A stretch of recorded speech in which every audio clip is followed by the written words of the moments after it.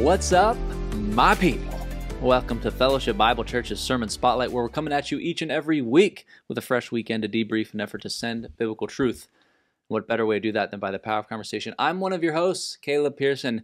Joining me in the host spotlight for the first time ever on planet Earth, Emma Culler. Emma, how are you? I'm doing good. Good. How are you? This is your first time on this podcast, but not in this booth. Correct. So we'll probably explain that a little bit later. Here, let me move that closer to your mouth there.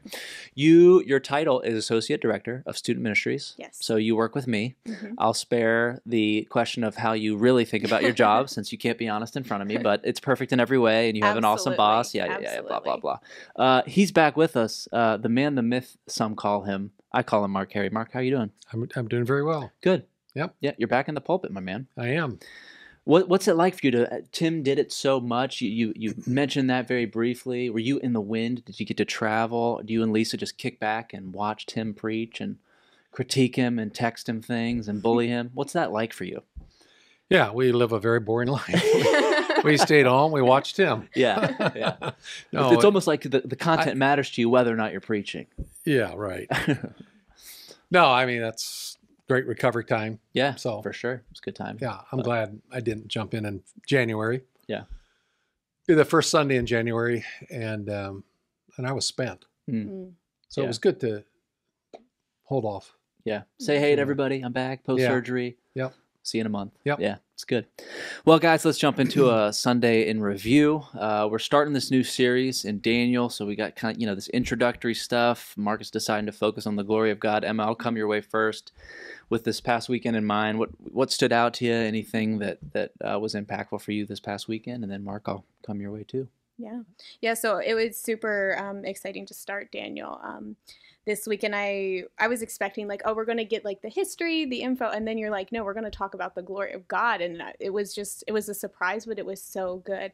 And I just especially loved how you brought Isaiah 6 into the conversation, because that is if I have to pick like a quintessential sermon, I remember when you preached on Isaiah 6, that's what I remember. Like in the year King Uzziah died, I saw the Lord. And just having that and being reminded of the glory that we see in that passage as we went through scripture was just super impactful for me this weekend. Good.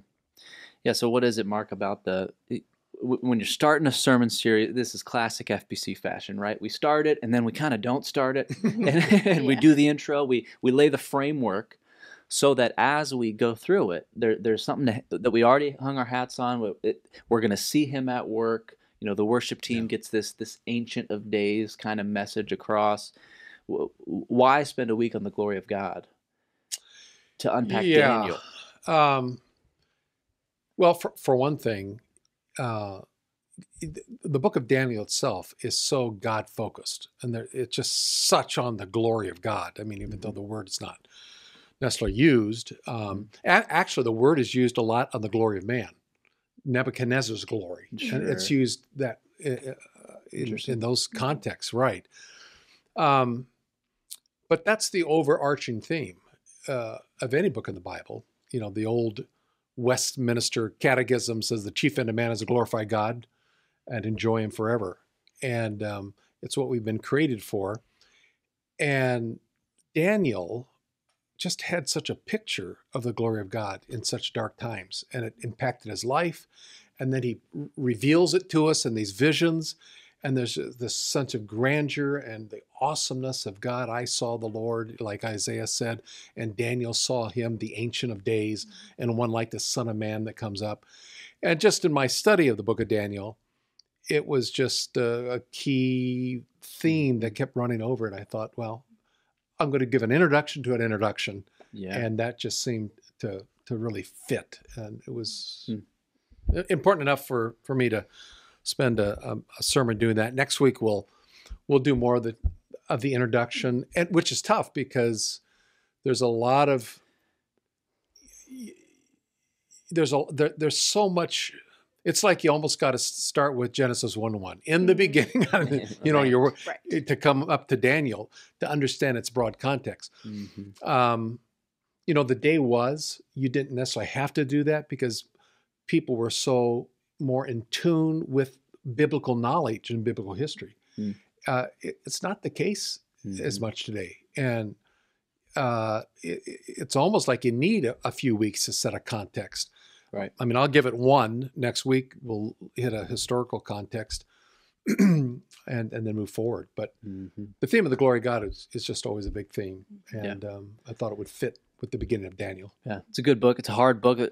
Different elements of Daniel speak to tremendously different things, and you have to unpack it together. And I think there's a practical benefit of going through Daniel at this point, too.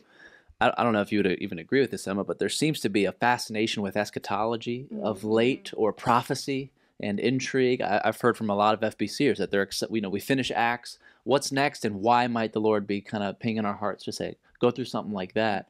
Daniel's going to speak towards some of that stuff. And so I think it'll scratch that itch a little bit of like, okay, there's some text that speaks to that, that we can try to handle together and understand together. But it's all ultimately about the glory of God. Right. And not finally like, oh, sweet, I mastered, Daniel 8 and 9 or whatever. But it's, I think it'll be cool to go Yeah. I think prophecy is always intrigued. I can remember as a kid, my dad loved biblical prophecy. He studied Daniel and Revelation. He really enjoyed the intricacies of biblical prophecy.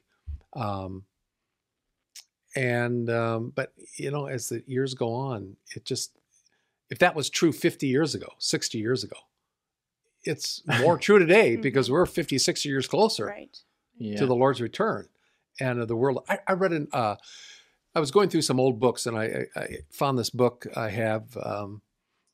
It was actually an uncle of mine who went to Bible college, but years ago. But it was published in 1936, and it's it's a book about kind of an overview of the Old Testament, of every book of the Bible. And so I went to Daniel to see what he wrote about Daniel. And this guy actually, come to think, he died in 1936. So this book was published something in the early 1930s. So 1800 guy was born. He died in 1936. I'm reading his book on Daniel. And he had it pretty well down. And he said, but there was a paragraph in there that says, in order for these things to happen, Israel would have to be a nation. And they'd have to be in control of Jerusalem. And of course, that hasn't happened. But one day, it would have to happen if these were, 12 years later. 12 years later, they become a nation. That man never lived to see it. Right. So there's a great amount of interest, I think, in biblical prophecy. And it's a challenge because there's good, godly scholars out there who aren't going to take the perspective I'm going to take on the book of Daniel and won't interpret it at all. And there will be people at FBC who grew up in those other traditions that probably won't agree with how we're going to handle it. But, we're going to try to be true and accurate to the text and let it unfold and apply a literal hermeneutic to it. And try to be consistent with that. And we'll go from there. I think it'll be exciting. But we can't lose sight of the overarching theme of the glory of God. Sure. Emma, you and I are kind of the layman's here on some of this. What do you think and perceive is the average understanding of the book of Daniel, especially people our age? Like, not only is there intrigue about the prophecy of it all, but I think it's an intimidating book. Yeah, I think that too, but I also think a lot of us, especially those of us who grew up in church, think of it, those are the Bible stories, Daniel in the lion's den, Shadrach, Meshach, and Abednego. So they know these stories, but I wonder sometimes if people think it's just those happy little stories and they forget about the second part of Daniel, like the prophecy and all that's coming. It's like, is your understanding of these accounts still at the level of the felt book with the Sunday school teacher and the brief summary? Because those are great. It's all true. God is great and able to deliver. But and I'm studying it as I prepare to preach this spring. It's just like there's so much there that you really want to do it justice. And one thing that Abby shared on this podcast before is the two of you would meet all throughout the book of Acts and study it together in anticipation. Do you see yourself doing that with Daniel, or is it daunting in a way? And maybe it's too early to ask you that question. But what are your personal ambitions as you study the book of Daniel, as well as participating in the weekend? Yeah. So my personal ambitions, I guess you could say, is just how can I know God more through studying the book of Daniel? How can I see him working? And I know that there's been like former BTC classes taught here about Daniel. And so my hope is to also dive into those, study, and then come to church. Okay, what are they going to say Sunday morning about what I've already been studying, and see how that lines up. Yeah, it's good. Yeah.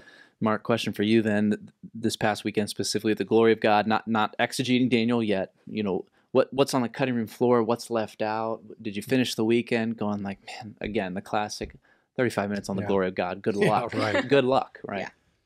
Yeah. The one thing that a theme that I could have traced, it didn't fit, but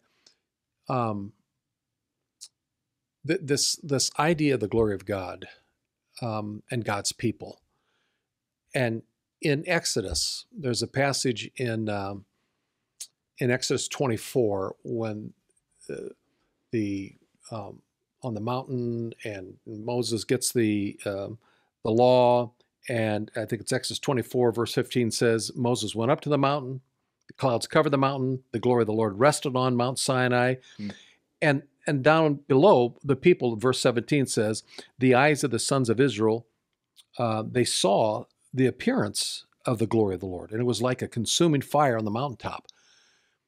They got a little bit of that, and like, what is going on here? And then in Exodus chapter 40, that the glory of God came down into that tent of meeting. They had the tabernacle, and verse 34 says, then the cloud covered the tent of meeting, and the glory of the Lord filled the tabernacle. And Moses was not able to enter the tent of meeting because the cloud had settled on it. The glory of the Lord had filled the tabernacle. And so Moses, as he writes this, is explaining how that was the entrance of the glory of God. And it resided above the mercy seat of the Ark of the Covenant. That was viewed as the throne of God, God the King of Kings. And he rests on his throne, the Ark of the Covenant, and the mercy seat. And there was this Shekinah brilliance that only the high priest could go in, remember, once a year. So that apparently was perpetual. There was always that glory of God there. When Solomon dedicated the temple, so the tabernacle is done away with.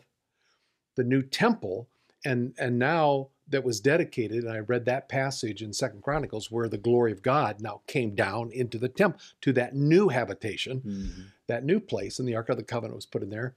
And so again, the glory of God rested with the people of Israel. But then you go to Ezekiel, and it's Ezekiel 10, I think it is, and that's another whole God's glory wonderful departing. story. Yeah, Ezekiel chapter 10.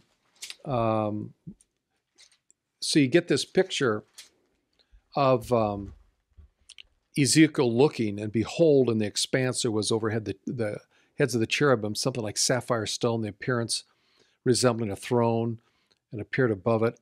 And he spoke to the Son of Man. And there was this picture.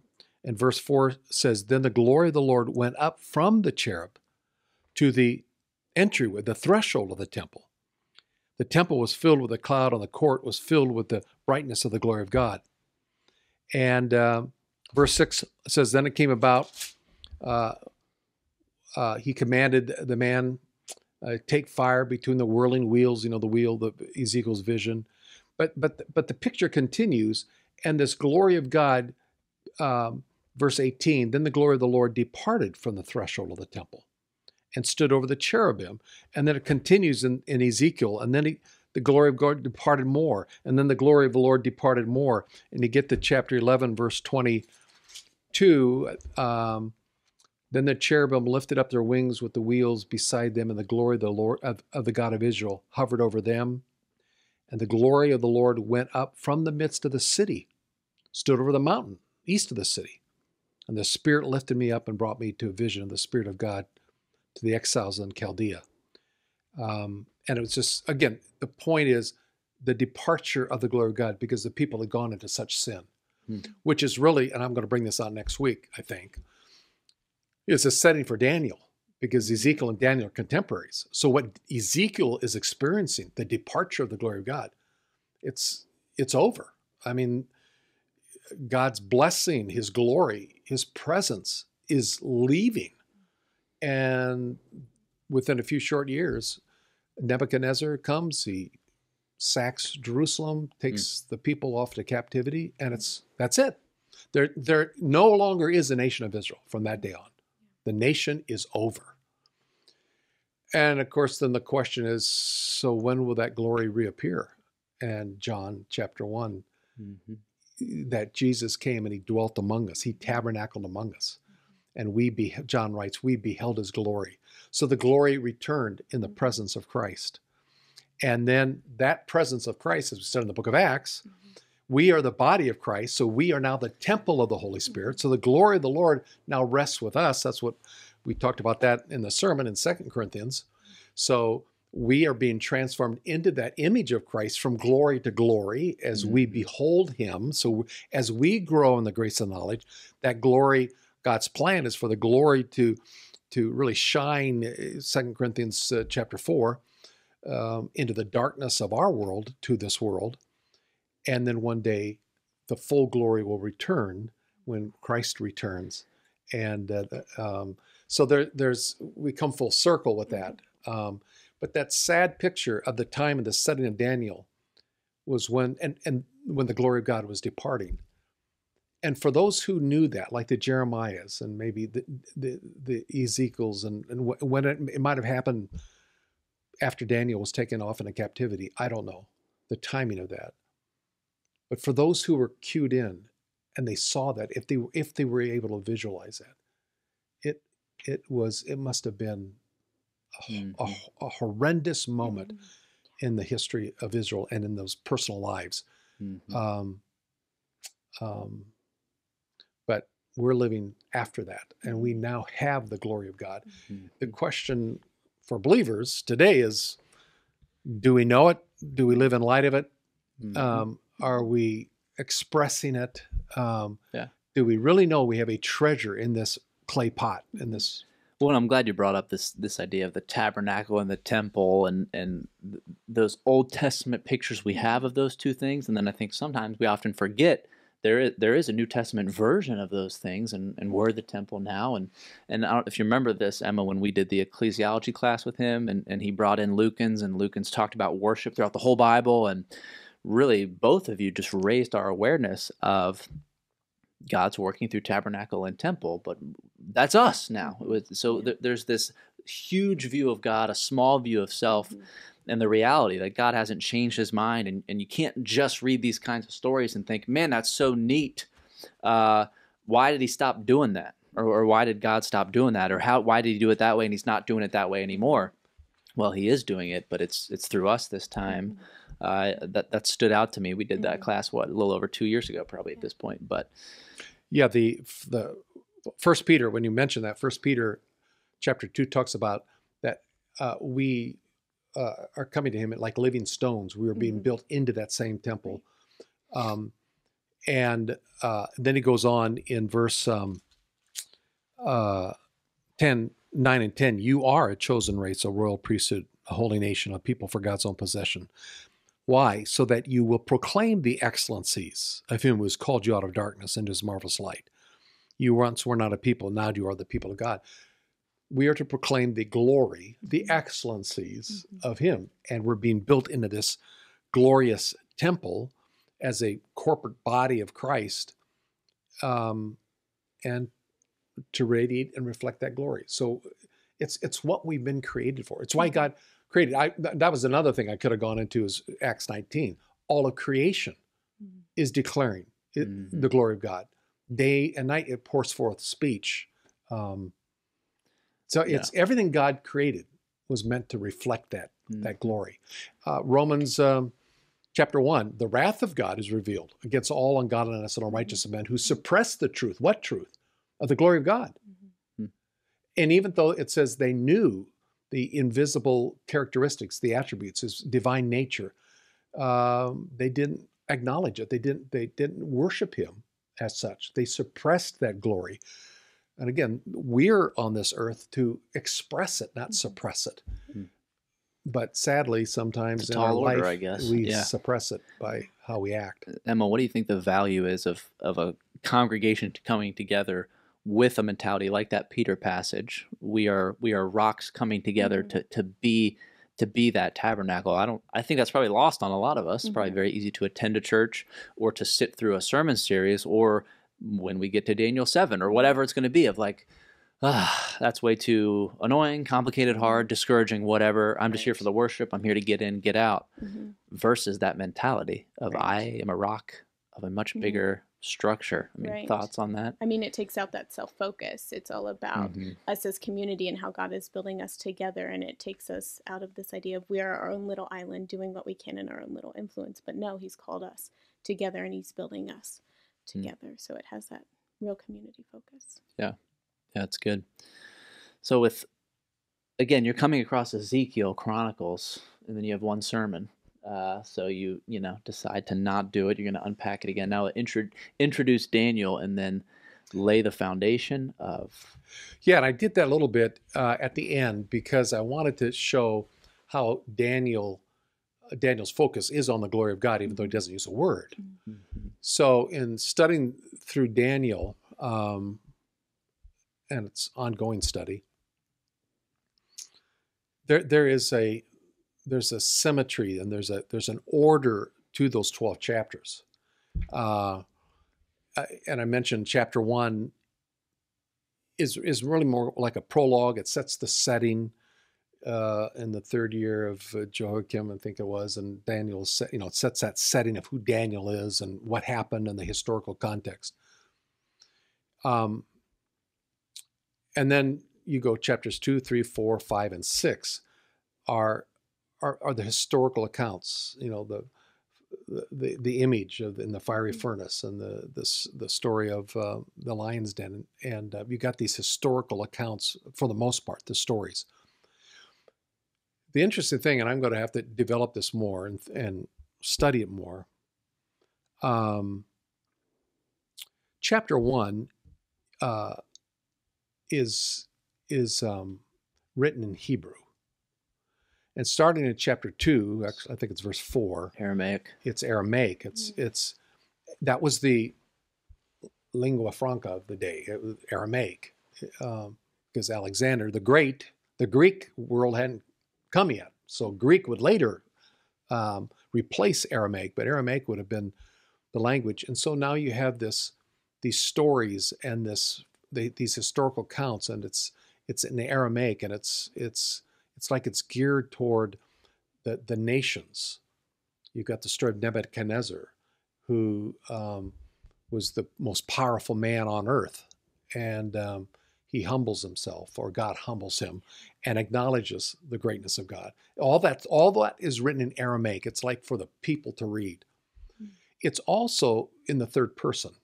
So it was, and Daniel did this, and Daniel did that, and Daniel did this. So that Aramaic goes through chapter 7, and then Hebrew picks up again the language in chapter 8, 9, 10, 11, 12, the last 5 chapters is Hebrew again. And yet, interestingly, chapter 7 picks up with the first person pronoun again. So it's third person, this happened, Daniel did this, and then in chapter 7, verse 1, it first person Aramaic is what you're saying. Yeah. In the first year of Belshazzar, then verse 2 says, Daniel said, I was looking in my vision by night, and so on and so forth. And it's first person. Then I did this, I looked here, I looked there. And it continues in chapter 8 and through the rest. Even now in chapter 8, the Hebrew picks up. So you've got this overlapping. You've got the third person that overlaps into 6, but it picks up in 7. But you have the Hebrew or the Aramaic that overlaps 7, and the Hebrew isn't picked up till 8. So there are some markers that indicate chapter 7 is focal point to this whole unfolding. Chapter 1 is the kind of setting, but you got 5 chapters with that historical stories. And then 8 through 12 is the focus on actually Israel. So it's no longer that Gentile focus. It's really focusing on Israel. 5 chapters for the nations, 5 chapters for Israel. The center chapter is chapter 7. And when you look at the 28 verses, though there weren't verses when Daniel wrote this, verses were put in later, but there are 28 verses, and right smack dab in the middle of chapter 7 is 13 and 14, which has the picture of the Ancient of Days. And I think that is what the earthly writer and certainly the divine writer was wanting us to focus on. And again, it comes down to the glory of God. Here was the Ancient of Days. Here was one like a son of man that comes up to him, and he receives the kingdom, the dominion, and it's forever. And it's like, you can put us in fiery furnaces, and you can throw us in lion's den, but you can't touch us apart from God's divine hand. And he can deliver us if he wants to.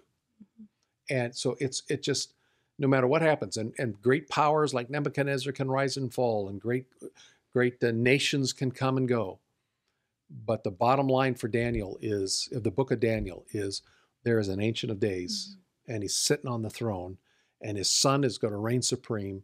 And that's so everything, the way the book is even constructed, the grammar, everything points to that center message. And so, yeah, you want to hopefully gain a lot on the character of God and who God is. I think we'll do that a lot in the book of Daniel. Yeah. I have a question about what you were just talking about, the Ancient of Days. So that's a term that I'm familiar with, and I think a lot of people here at FBC are. We sing this song. We sang it. But why call God the Ancient of Days? Like, why specifically when Daniel is talking, why does he reference God in that way? Well, you'll have to wait till we get there. There is a reference in Isaiah 57. If I can find it, verse 15. Isaiah 57. I don't know if that's the right one. For thus says the high and exalted one who lives forever, whose name is holy. I dwell on high in a holy place, and also with a contrite and lowly of spirit, in order to revive the spirit of the lowly. I'm not sure, but it has to do with his supremacy. Okay. I think it also has to do with his that he is the righteous, holy, and sovereign judge of all. So there's some connotations there that we're going to flesh out more, but it's unique. Yeah. The Ancient of Days. Now, the Son of Man is not unique. Right. Because we find in the gospel accounts, that was really the favorite title that Jesus, and you couldn't miss that. And it wasn't lost on the religious leaders. Right. When Jesus talked and referred to himself as the Son of Man, it was like blasphemy, because they knew that there was this reference to Daniel. Ancient of Days. Yeah, that'll be fun to kind of probe that a little bit more, and what the exact wording is, and how we translated Ancient of Days. No beginning, no end. He is the righteous, sovereign judge of all. Again, Isaiah, he is the high and exalted one who lives forever, and his name is holy. So there's all of those glory connotations wrapped up in that Ancient of Days. Yeah, we'll have to do a lot more. The preaching will do it. I'm sure that some of the songs we sing and exhortations we give that are obviously scriptural in the service will speak to that as well. So it's exciting. You know, it's Sunday too. We had this great worship songs that focused on glory, and it just makes me wonder. I almost feel like we had the Lord's table, which was great, and then it would almost been nice to have the Lord's table, the sermon that talked about these things, and then we respond because then that would have made, glory. Because when we sang the last song that had the Ancient of Days, it was, I thought, more meaningful because we've just been talking a little bit about that. Right. But so that response of our response of worship, we can do it when we leave, but it almost as if you're pondering these awesome pictures of God. And it's like the old Quakers, you just want to sit in silence for a while before you quietly leave, you know, almost. Right. Or you know, David sang and danced, you know, but it's some type of a response instead of just going home. Right. Right. Rinse and repeat. Yeah, that's right. Very good. Well, good stuff, Mark. Thank you for being here, bud. Yeah, appreciate it. Emma, great job. I don't know how you feel about it, but you did wonderful.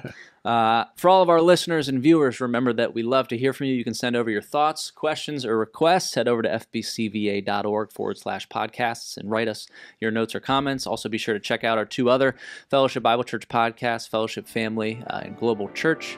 The fact of the matter, everybody, is that sermons aren't meant to just take an hour, but rather transform a lifetime. Until next week, much love.